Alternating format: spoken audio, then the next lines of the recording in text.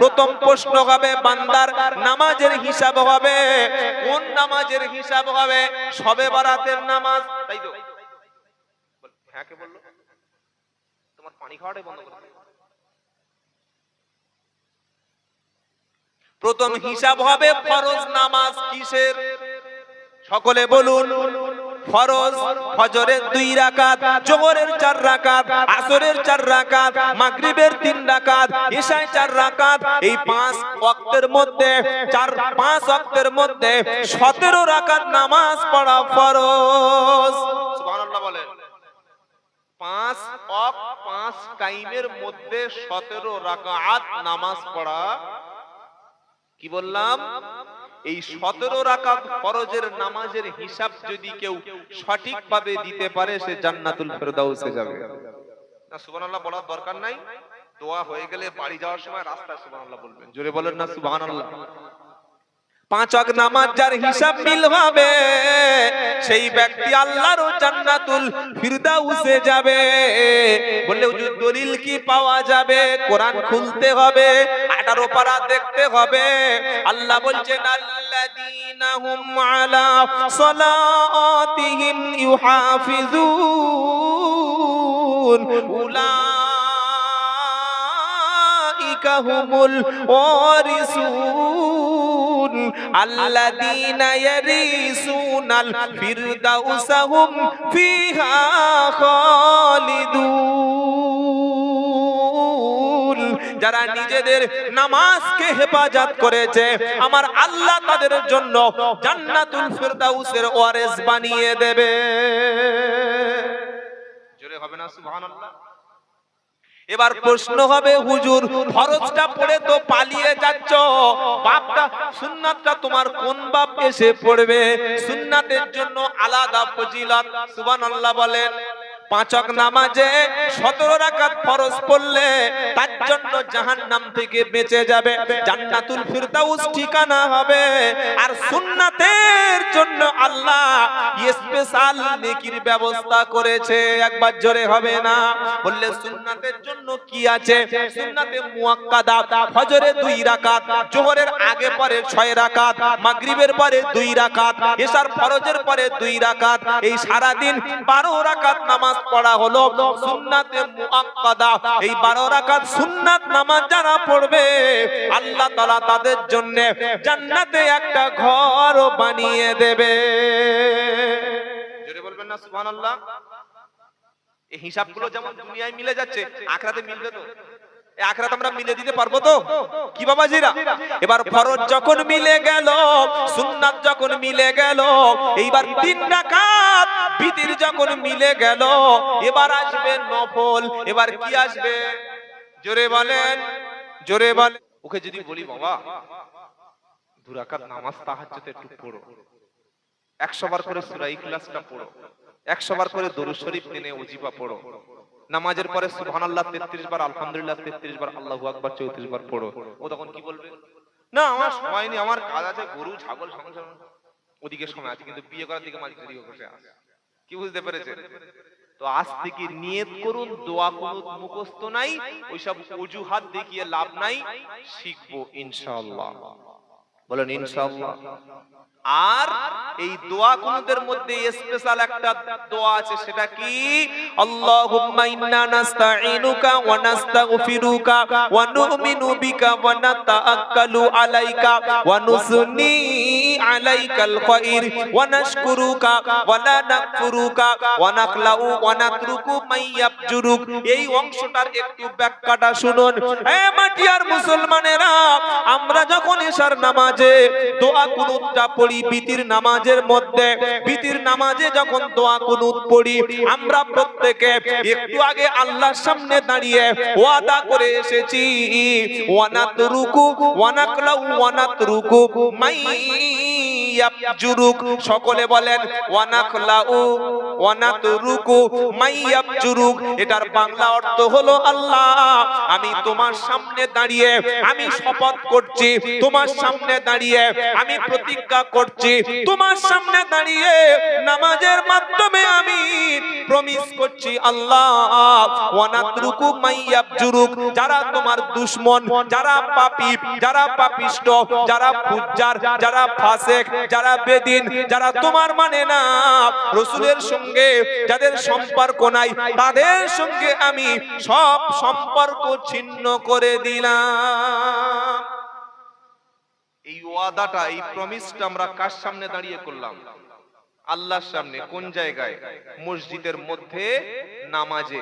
বাইরে এসে কাদের সঙ্গে ঘুরলাম, কাদের চাঁদা দিলাম, কাদের জন্য আমরা মিছিল করলাম, কাদের জন্য সময় দিলাম, কাদের পিছনে পিছনে ঘুরেছি, একটাও নামাজি না। আল্লাহর সঙ্গে চিটিংবাজি করেছি না করি নাই? করেছি না করি নাই? এটা শুনে আপনাদের কষ্ট হচ্ছে ভাই? তাহলে বন্ধুর সঙ্গে মিশুন, সেই বন্ধু যার সঙ্গে মিশলে আল্লাহ পাওয়া যায়। সুবহানাল্লাহ বলবেন না? আর এটা আল্লাহ বলছেন কি, ইয়া আইয়ুহাল্লাযীনা আমানুত্তাকুল্লাহা ওয়া কুনু মা'আস সাদিকিন। সুবহানাল্লাহ পড়েন। 11 নম্বর পারা 5 নম্বর পৃষ্ঠা 5 নম্বর লাইনে 119 নম্বর আয়াত সূরা তাওবা, আমার আল্লাহ পাকের কোরআন, ইয়া আইয়ুহাল্লাযীনা আমানুত্তাকুল্লাহা ওয়া কুনু মা'আস সাদিকিন। ও বিশ্বাসী ঈমানদারেরা, ঈমানদারদেরকে আল্লাহ ডেকে ডেকে বলল, ঈমানদারেরা আল্লাহকে ভয় করো। আমরা ঈমানদার না বেঈমান?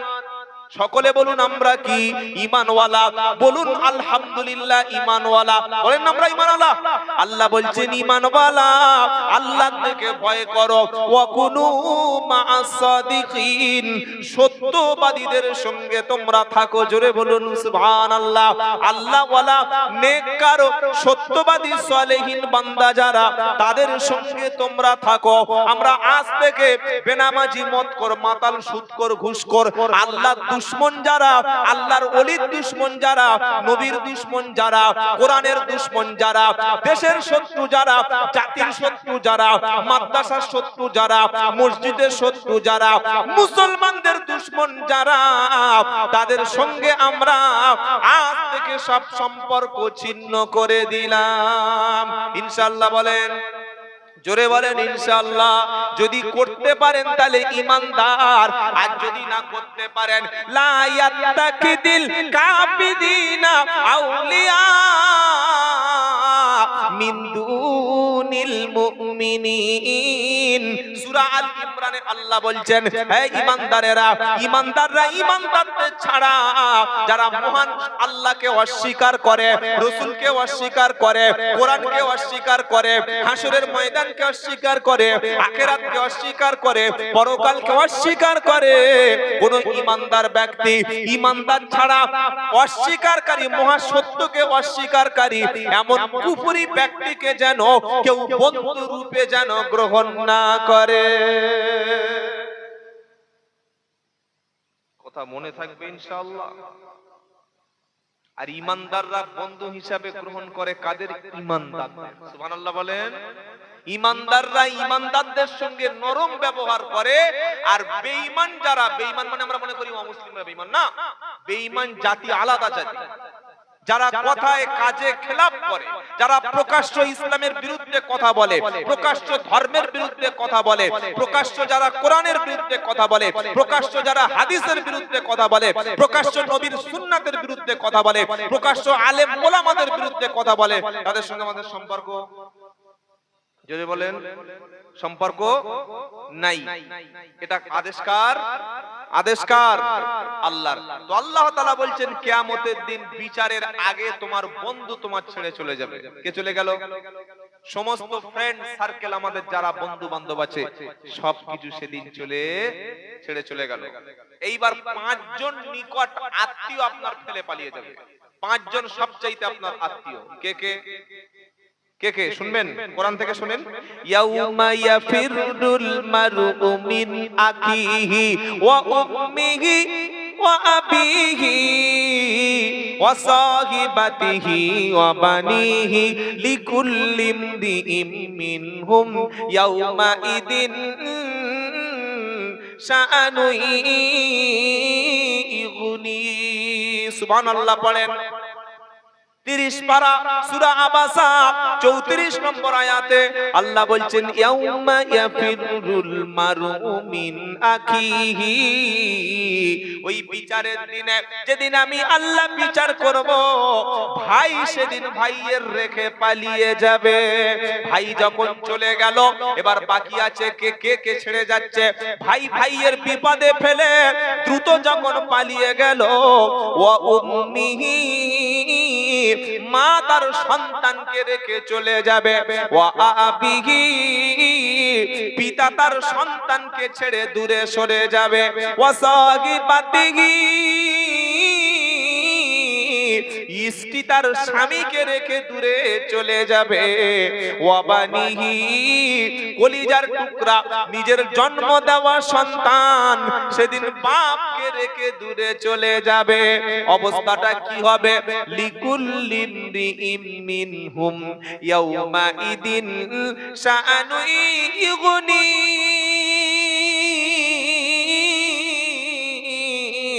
প্রত্যেকে আপন আপন চিন্তায় সেদিন ব্যস্ত থাকবে। আল্লাহু আকবার, আল্লাহু আকবার, আল্লাহু আকবার। আর অপরাধীদের অবস্থা কিরকম হবে এটাও শুনবেন। তাহলে কে কে চলে গেল? বাপ, মা, ভাই, স্ত্রী আর ছেলে আর বন্ধু সব চলে গেছে। এবার বলুন, আপনার পাশে যদি বাপ না থাকে, মা না থাকে, ভাই না থাকে, স্ত্রী না থাকে, জন্ম দেওয়া ছেলে না থাকে, আর বন্ধু যদি না থাকে, আপনি বিপদে বললে এবার কে আসবে বলুন? কে আপনার পাশে দাঁড়াবে? এটা কি গল্প না কোরআন থেকে শোনালাম? এই পাঁচজন যখন চলে গেল, এইবার আরো কঠিন অবস্থা হবে। এবার শুনেন। ইয়াওয়াদুল মুজরিমু লাউ ইয়াবতাদি মিন আযাবি ইয়াউমা ইদিম বিবানি ওয়া সাহিবাতিহি ওয়া আখিহি ওয়া ফাসিলাতিহি আল্লাতী তুবি ওয়া মা ফিল আরদি জামিআন তুম্মা ইউজি কাল্লা ইন্নাহা লাযা নাযআতাল লিশ-শাওয়া। পারা নম্বর 29, সূরার নাম সূরা মাআরিজ, দ্বিতীয় পৃষ্ঠার একদম দ্বিতীয় লাইনে উপর থেকে 3টে লাইন নিচে আল্লাহ বলছেন ইয়াওয়াদুল মুজরিমু লাউ ইয়াবতাদি ইয়াউমা ইদিম বিবানি।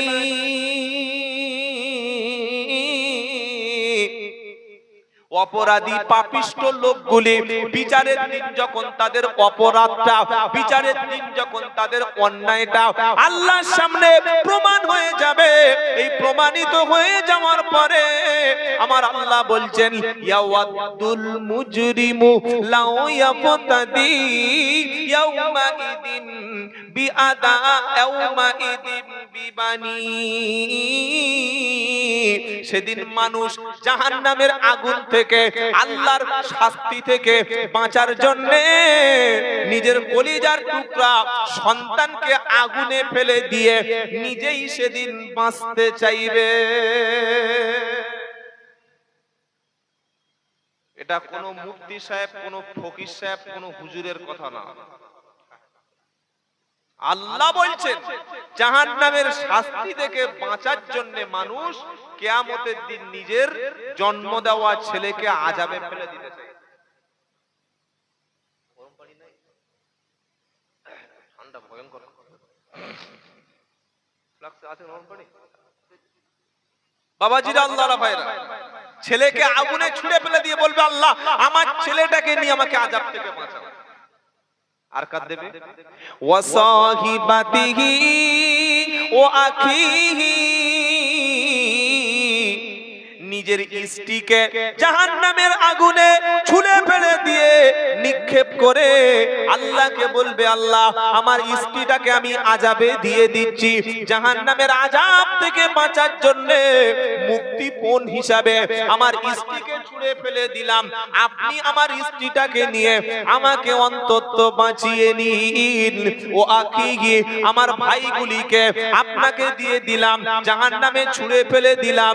রব্বানা, আমার ভাইকে নিয়ে আপনি আমাকে জাহান্নামের আযাব থেকে বাঁচিয়ে নিন। ওয়াফাসিলাতি হিল্লাতি তুবি, আল্লাহ আমাকে যারা আশ্রয় দিত, আমার পাশে যারা দাঁড়াতো, আমি যখন বিপদে পড়লে আমাকে আশ্রয় দিয়েছে যারা, তাদেরকে আপনি নিয়ে আমাকে জাহান্নামের আযাব থেকে মুক্তি দিন। এবার আল্লাহ কি বলবেন? কাল্লা, না না না, নো নেভার, কখনোই না, কখনো না। ইন্নাহা লাজা, এটা হলো সেই লাজা। লাজা হলো জাহান্নামের একটা ঘরের নাম, লাজা হলো জাহান্নামের একটা ঠিকানার নাম, লাজা হলো জাহান্নামের একটা রুমের নাম। আল্লাহ বলবে ইন্নাহা লাজা,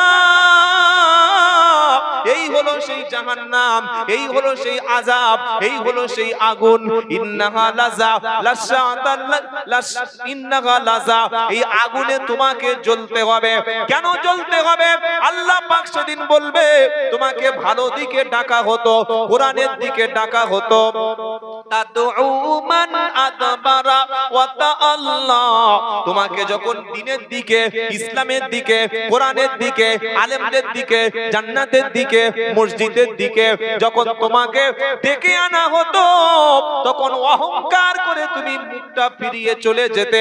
তোমার পয়সার অহংকার, তোমার অর্থের অহংকার, তোমার স্ট্যাটাসের অহংকার, ক্ষমতার অহংকার, বংশের অহংকার, জমিদারের অহংকার, তুমি রাজনীতি দলের নেতা ছিলে, এত ক্ষমতা, তুমি সব জায়গায় যেতে কিন্তু নামাজে যাওয়ার সময় পেতে না, সব জায়গায় তুমি হাজির হতে সময় মতো আল্লাহর মজলিসে তুমি বসতে না, তুমি কোরআন শুনে, দিন শুনে, ইসলাম শুনে অহংকার করে দূরে সরে গিয়েছিলে।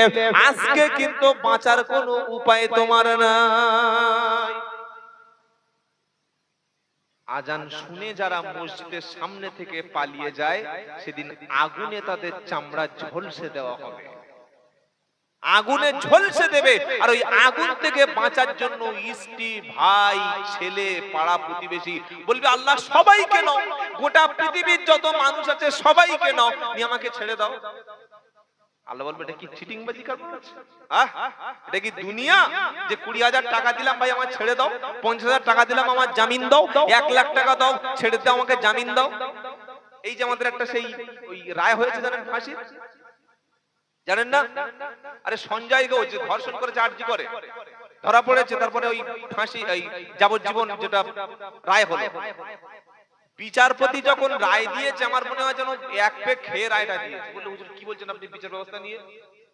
বলছে সঞ্জয় সিং ওকে ফাঁসি না দিয়ে আমৃত্যু কারাদণ্ড দেওয়া হলো। কি দেওয়া হলো?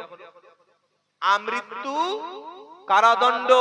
তার বাংলা কথায় ও যতদিন না মরবে ততদিন জেলে থাকবে। বুঝতে পারলেন না কি বললাম? মৃত্যুর আগ পর্যন্ত জেল থেকে বার হওয়ার কোনো রাস্তা নাই। সাথে ওকে 50,000 টাকা জরিমানা বা ফাইন, মানে মৃত্যু পর্যন্ত জেল আর আমৃত্যু কারাদণ্ড। কথা বুঝতে পেরেছেন? আর আমৃত্যু কারাদণ্ডের পরে যদি 50,000 টাকা না দিতে পারে, ফের 6 মাসের জেল। তার মানে মরে ওকে 6 মাস জেলে থাকতে হবে। কতটা যে গাঁজা এরা খায় আল্লাহই জানে। কি বলছি বুঝতে পারছেন না? মৃত্যু পর্যন্ত কারাদণ্ড, আবার 50,000 টাকা, আর 50,000 টাকা যদি না দিতে পারে ফের 6 মাসের জেল, মানে মরে আরো 6 মাস জেলের মধ্যে থাকবে। আচ্ছা এটা কোনো কথা হলো? বাবাজিরা, আল্লাহ ভাইরা, জ্ঞানী জনেরা, সুধী মানুষেরা, এই যখন একটা প্রেক্ষাপট তৈরি হবে, সবাই যখন ছেড়ে চলে গেল এবং যাবে, এটা আমি বানিয়ে বললাম না, আল্লাহর কথা, জোরে বলেন। সবাই যখন ছেড়ে চলে যাবে, এবার আল্লাহ বলবেন আয় বান্দা আমার সামনে আয়। আহা, কি কঠিন দিন, কি কঠিন দিন সেদিন হবে। স্ত্রী সেদিন স্বামীর কাছে নাই, স্বামী সেদিন স্ত্রীর কাছে নাই। জন্ম দেওয়া ছেলেকে বাপ বলবে তোর জন্য কত কষ্ট করেছি বল, আজকে আমার পাশে তুই নাই। ছেলে সেদিন বলবে আব্বা আমার বাপ নাই, তুমি বলছো কিভাবে?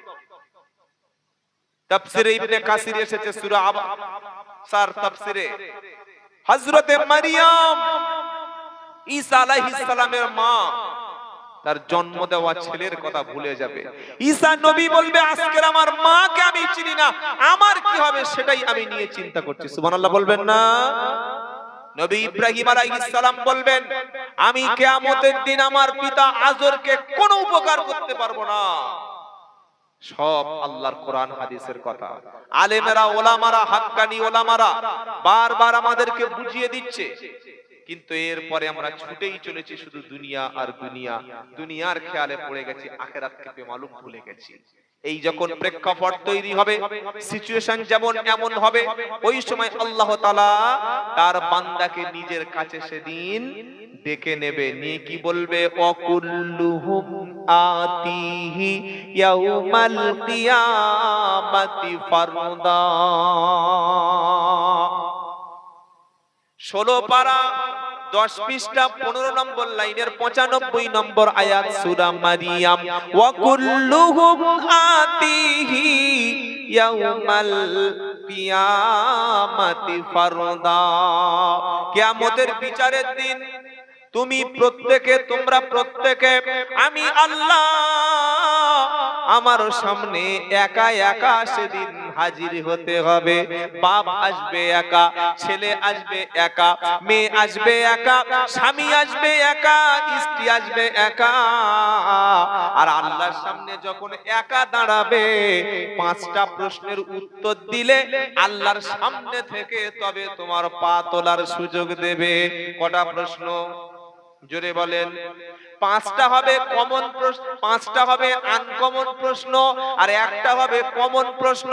কমন প্রশ্নটা কি হবে? নবী বললেন আউয়ালু মা ইউহাসাবু বিহিল আবদু ইয়াউমাল কিয়ামাতিস সালাত। যেটা কমন প্রশ্ন সবার জন্য হবে, বান্দাকে কিয়ামতের দিন সর্বপ্রথম নামাজের হিসাব হবে। আহা, কিসের হিসাব? তুমি কবার উমরায় গেছো? পাড়ার লোক খাওয়া পায় না, উমরায় যাচ্ছে, আছে না নাই? জোরে বলুন। পাশের ঘরের গরিব মানুষ নাকে হাড় শুকিয়ে যাচ্ছে, গ্রামের মানুষ মেয়েকে বিয়ে দিতে পারে না, প্রতিবেশী অসুস্থ চিকিৎসার জন্য ওর কাছে হাত পাচ্ছে, টাকা দেয় না, আর প্রতি বছর উমরা করতে যাচ্ছে, উমরা থেকে ঘুরে এসে বলছে আমি উমরা হাজি। আর ফেরেশতারা বলছে আয়, বাঁশ চেচে কবরে বসে আছি। উমরা হাজি। উমরা করলে কোনোদিন হজ হয়? এই বলছেন না কেন? হজ হচ্ছে ফরজ আর উমরা হলো নফল। তো তুমি একবার হজে গিয়েছো, উমরা হজ করে চলে এসছো, ঠিক আছে বাবা। প্রত্যেক বছর এখন দেখেছেন না উমরা যাওয়ার লাইন পড়ে গেছে। একবার গেলেন আলহামদুলিল্লাহ, দুবার গেলেন আলহামদুলিল্লাহ। সেদিন কোন থানা, মালদা বা দিনাজপুর, দুটো থানার মধ্যে একটা, বললে হুজুর আমি 16 বার উমরা করেছি। কবার? 16 বার উমরা গেছি। আর পাশের লোক খাওয়া পাচ্ছে, গরিব মানুষের পাশে খাবার দাঁড়িয়েছো, একটা মানুষ বিপদে পড়ে হাত পাচ্ছে তার সাহায্য করেছো, একটা বিধবা মেয়ে তার মেয়ের বিয়ে দিতে পারে না, টাকা দিয়েছিলে, তোমার পাশে অসুস্থ মানুষ চিকিৎসার জন্য 500 টাকার ওষুধ কিনতে বলেছে, তুমি দিয়েছিলে, তুমি এদের সাহায্য করতে পারো না? এটা সাহায্য করা ওয়াজিব, গরিবের পাশে দাঁড়ানো ওয়াজিব, ক্ষুধার্তকে খাদ্য দেওয়া তোমার জন্য বাধ্যতামূলক। এগুলো তুমি বাদ দিয়ে চলে গেছো কোথায়? কোথায় গেছো? চলে বলেন না উমরায় চলে গেছে। আল্লাহ ছাড় দেবে তো? কি বাবাজিরা, আল্লাহ ভাই